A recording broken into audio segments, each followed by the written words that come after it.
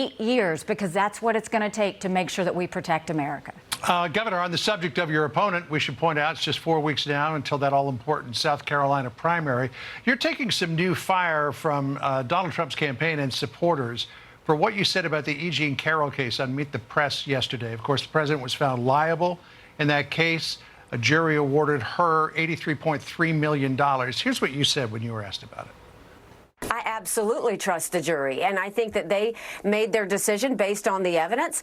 So the New York Times wrote an article around that in which it said, in part, quote, 4 weeks before what could be the decisive Republican primary in South Carolina, Ms. Haley is trying to navigate an extremely narrow and treacherous path, finding a way to diminish Mr. Trump's hold on her party's electorate without decisively turning conservative voters against her the way they have destroyed other Trump critics.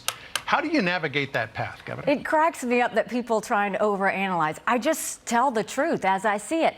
I think there have been politics played with prosecutors that have brought on some of these cases. I think there's been politics played even with the judges.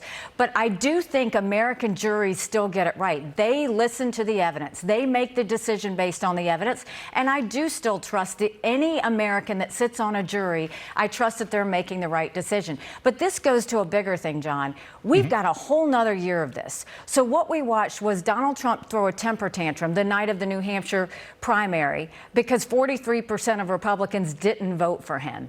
Then I see him throw a temper tantrum in this courtroom.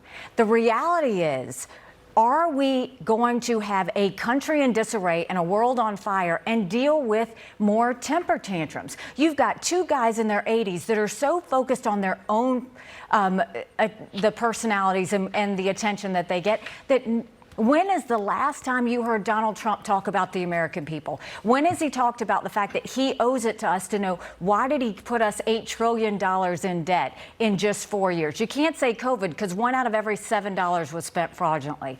Why did he go and praise China's President Xi a dozen times after China gave us COVID? Why is he now proposing a 10% tariff increase? It's going to raise taxes on every American family. Middle America is now going to pay $2,600 more because of what Trump is now proposing. You can't go and add more taxes to the American people in a time that we're trying to climb out of it.